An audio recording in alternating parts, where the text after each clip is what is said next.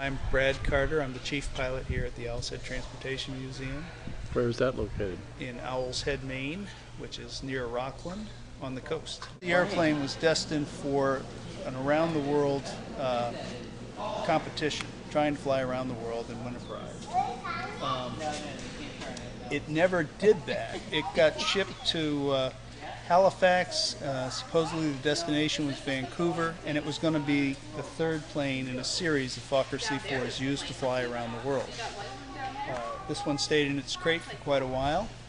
The around the world attempt failed with an earlier airplane and an earlier leg, and it never quite got anywhere. So then it was rescued from its crate a few years later by Mr. Osborne, apparently, and used for his attempt to go around the world. He started putting together a syndicate to do that, and that just failed, never went anywhere, and was eventually purchased by Bob Work and Eddie, whose last name escapes me. Brown. Brown? You think I'd know that one? That'd be an easy one to remember. Anyway, Bob and Eddie bought it and used it, hoping to start an airline business. I guess that sort of worked. We have a picture of Clara Bow next to this airplane. Oh, wow. And she's talking with Bob Work, and we would actually, when we got the plane flying here... I have to ask you before, so when did you start flying here? When did I start flying here? Yeah. 1998. Okay. And attempted to do something with it, but it crashed somewhere. Bob and Eddie, after deciding the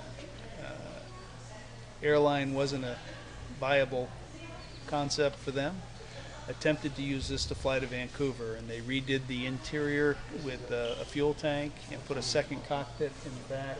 The pilot sits up top, if you can't tell from this angle, and then took off. The plumbing on the fuel tank wasn't quite right, and they had to land out of gas with a full tank. And they did successfully. And then I guess they knocked the landing gear off somehow in an attempt to get it to another field that was bigger. I'm not sure which. And there it sat for the next 50 years until Kenshin Chet rescued it. Who rescued it? Kenshin Chet. He was a trustee here at the museum, and he flew the Fokker DR1 for many years. And is he like still Fokkers, around? He is 90-something years old now, and yes, very much alive. Still in Maine, but he doesn't spend much time here anymore. Okay, tell us about flying it. Well, flying it, you have a big crew. It takes 6 of us to get it off that little wheel dolly after we get it taxied out or started. Actually, before we start it. We'll roll it out, and then 3 people on each side lifting and another guy pulling, or sometimes we do it with 5. Then you scurry up into the cockpit, which is in itself a painful process. It's not easy. When you're up there, we have another crew of people. We'll take 2 or 3 usually. For the crank, where that hole is in front of the radiator, and the crank cranks, and the engine turns over very slowly, and the guy in the cockpit's cranking a magneto to give us a shower of sparks, and that eventually gets it to life. And then it rumbles a lot. It sounds like a box of rocks. It's just always rumbling, and it's not exhaust. It's gears, and it's quite a noise. But it's a good engine. It's a Rolls-Royce, right? Rolls-Royce Eagle 8, which is a 12-cylinder. Predecessor to the Merlin in the Mustang. I mean, this is the grandfather here. It was used as a bomber engine in World War I on the Vickers Dimmy. This is the only currently flying Rolls-Royce engine, Eagle 8 engine in the world. This is the only currently flying, this is the only actually left Fokker C.4 in the world. So there's no others. And at one time there were a couple hundred built, more than that. And they were used by several different militaries.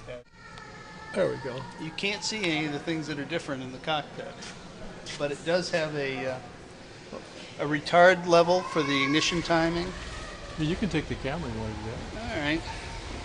It's actually recording right now. Don't worry, I'll cut out anything. Well, So over there, and it's dark, we have the lever for run and start, vice versa actually. So when we try and start it, we push it up here, then we run it, it goes down like that. The stick is a big giant thing, as well as the rudder pedals. What is the engine anyway? It's a Rolls-Royce Eagle 8 12-cylinder. I guess the British like the understatement because they call it an 8, but it's a 12-cylinder. So it's got 4 mags. Did it originally have that in it then? Yeah, this one did. And again, this was built in Holland after the war. Right. So let's see if I got a flashlight in here. Alright, so over there is our lever for spark advance. Put it in the start mode to start, and then we put it in the run mode afterwards. We got 2 fuel levers. One's in op, the other one is off right now, and that's to just the 1 fuel tank. Antique altimeter, modern airspeed, reads 60 miles an hour regardless of what you're doing once it's running. And the RPM, we actually run this somewhere around 12 to 1400 RPM. 1450 is about its max. 2 mag switches, temp and oil pressure. Down here, this is an interesting feature. It's a crank for the radiators. Run them in and out, huh? Oh yeah, I see. Yeah, let me see if I can shine light on it while I do it.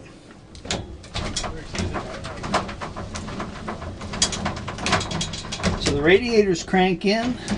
We almost never do that unless we're starting the airplane. And then we crank them back up. They didn't believe in fall flat. Well, no. That's the way they did it anyway. Down here is the mag that I crank when we start it. So I'm sitting up here with my mags on, everything set, and cranking away on this thing, and another guy's down below cranking away on the big crank to make the engine turn over. That's the trim lever. There's 44 turns of trim, so you start off at 22 for takeoff. So you wind it all the way one way and then back 22. Over here is the throttle and mixture. The mixture's on the bottom on this one, which is nice. But I'll show you something kind of interesting. I wish I had 3 hands for the light. Let's see. Yeah, that works. So with the throttle retarded, that's all good. Mixture full forward, like it is right now.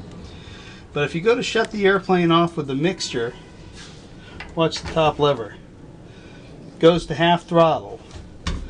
So if you taxi up to park it and don't think it through and go to shut it off with the mixture, Are you letting people go up in that plane?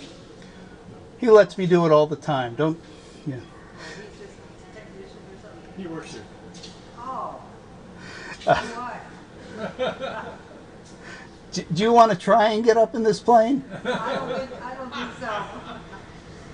The We can get in here. we don't anymore. They did in the 20s. So that throttle advances as you're shutting the engine off, and your hand is on the wrong handle. So even if you push it back to full rich, you've got your throttle halfway advanced. And then the rudder pedals have 2 settings. One for shorter and taller people, and it's a bar like the old airplanes had. And that's about all there is in the cockpit. It's roomy, no doubt about that. And you got a compass out here, and the view along the front. There's a radiator tank in the upper wing, and that's what we're looking at with those pipes.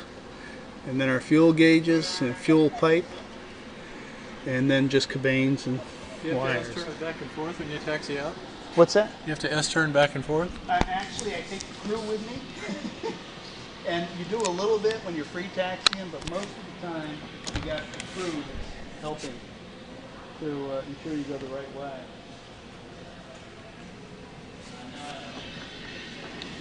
And to get down is the reverse of getting up.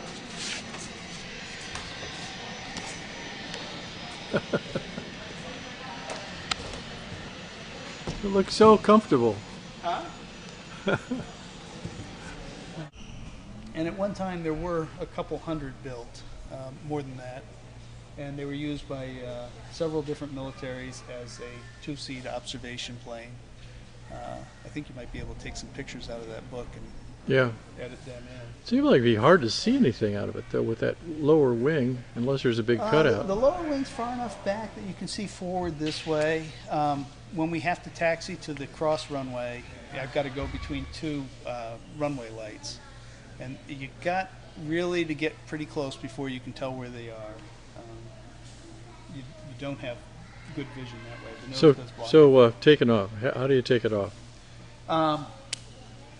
Well, you run it up, the radiators are out, and you advance the power slowly to full power. The airplane moves slowly, so don't rush to get the tail up because you want to get tail authority first. Then when the tail comes up, it's actually pretty nice. It handles nicely. It comes off the ground very quickly after that and climbs up at a pretty good angle. Unfortunately, the airspeed indicator in this will read around 60 miles an hour while you're climbing out. Then it'll read 60 miles an hour when you're flying level. And then it'll read 60 miles an hour when you're descending. So, Is the airplane actually changing speeds, or it just... Yes. At different times I've felt that I was actually going 110 miles an hour. It's at 130 on that thing down below. It might be, but it's reading 60. I remember a few years ago when you were talking about the DR1, you know, what was the speed it landed at, and you said comes over the fence at 80, and I said, is that miles per hour or kilometers? And maybe I don't know. Still don't know. I haven't looked. This one, like the DR1, has no cross bracing in between. Fokker was pretty good about cleaning up his airplanes. So this one comes into the approach to land is much more like a modern Cessna with no flaps on, because it does come down pretty good. And you end up slipping this one quite a bit if you want to get down on a particular spot. Now, how about is there an adverse yaw problem, and how do you taxi it around on the ground? I have a guy out here on the wings. It is so heavy that it takes one or two guys to hold right here to turn it around. Okay. And they will be pushed and rolled over. There's a lot of power here, but there's a lot of weight too. And how about the rudder? Do you have to use a lot of rudder with it? Not particularly. No, it's not bad that way. And everybody else actually likes flying this airplane more than I do. The other people who fly it, they all feel it flies like a Piper Cub. I feel it's very heavy, and if it wants to go away, you've got to be cautious about that when it comes into land. On takeoff, it's good. Flying, pretty good. And you basically just fly around the pattern. You don't go anywhere with it, really. We have gone, little excursions to do camera trips and photo ops, but not very many. Oh. So mostly it's left turns, and it does them fairly well. Oh, cool. So, it's the star of the, you don't call them air shows, you call them flight demonstrations. Flight demonstrations, absolutely. So, I guess that's about enough. What do you think? Sure.